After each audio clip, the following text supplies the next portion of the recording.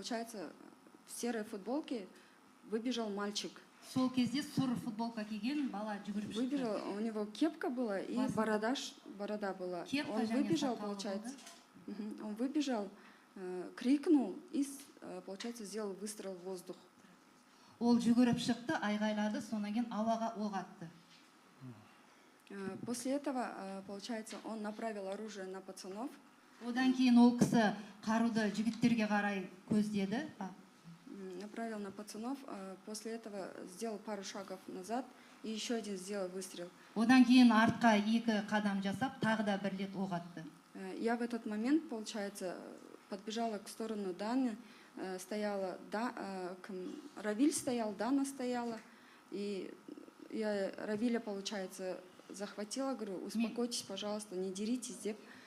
Я его потащила. Мен сол кезде Данаға жүгіріп бардым, Дананың қасында Равиль тұрды. Равиль, Дана стояла. Дана стоял. Мен сол кезде Равильді қолынан ұстап, тынышталыңдар, қоя салыңдар. Я обняла вот так вот. Құшақтап оны.